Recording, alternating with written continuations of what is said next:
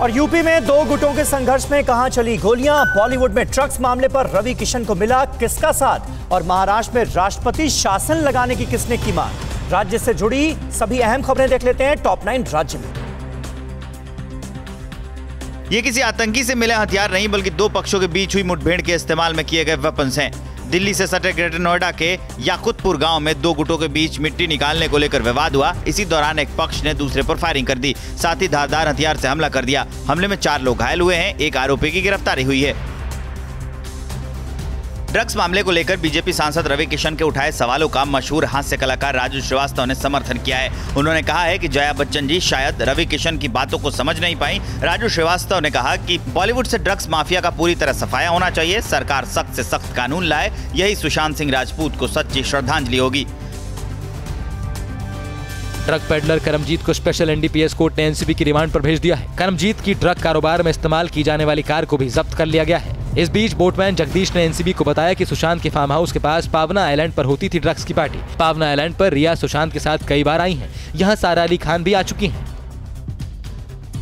Sushant case को लेकर cartoon के जरिए उद्धव ठाकरे पर सवाल उठाने वाले पूर्व नौसेना अधिकारी मदन शर्मा ने कल मुंबई में राज्यपाल भगत सिंह कोश्यारी से मुलाकात कर उद्धव सरकार को बर्खास्त कर राष्ट्रपति शासन लगाने की सिफारिश करने की मांग की। मदन शर्मा के साथ मारपीट करने वाले 6 आरोपियों को दोबारा गिरफ्तारी के बाद बोरीवली कोर्ट से जमानत मिल गई। मदन शर्मा ने कहा है कि वो अब बीजेपी और आरएसएस से जुड़ गए हैं। आम आदमी पार्टी ने दिल्ली में एमसीडी पर काबिज बीजेपी पर कई तरह के टैक्स बढ़ाकर कारोबारियों को परेशान करने का आरोप लगाया है। आप नेता दुर्गेश पाठक ने कहा, दक्षिणी दिल्ली नगर निगम ने किराए पर ली गई वाणिज्यिक और औद्योगिक भवन पर 100% टैक्स बढ़ा दिया है। बैंक्वेट हॉल, होटल और गेस्ट हाउस टैक्स बढ़ाने से कारोबारियों की मुश्किलें और बढ़ गई हैं।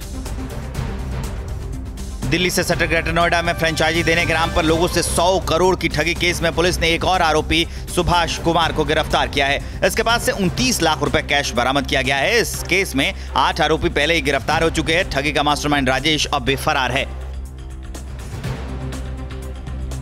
बिहार में उफनती नदियां तांडव मचा रही हैं। गोपालगंज के सदर प्रखंड में गंडक नदी के किनारे बसा स्कूल देखते ही देखते बाढ़ के पानी में समा गया। काफी दिनों से मिट्टी का कटाव जारी था, जिसके बाद स्कूल की बिल्डिंग नदी के पानी में जा गिरी। वहीं पूर्णिया के भी अमौर प्रखंड में सरकारी स्कूल कटाव की वजह से बाढ़ के पानी में समा गया।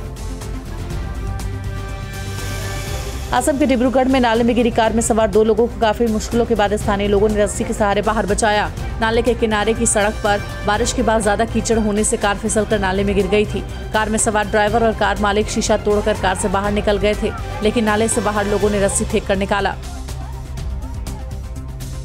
महाराष्ट्र के शिरडी के पास राहाता में देव वीरभद्र महाराज के मंदिर में 4 लाख रुपए के चांदी के आभूषण चोरी का मामला सामने आया है। यहाँ 2 संदिग्ध चोर चोरी करते हुए सीसीटीवी कैमरे में कैद हुए हैं। चोरों ने लॉकडाउन का फायदा उठाकर वीरभद्र महाराज, भगवान शंकर और पार्वती के सिर चांदी के मुकुट ले उड़े। न्यूज़ टॉप 9 रोज सुबह 7 बजे और शाम 7 बजे सिर्फ TV9 भारतवर्ष पर।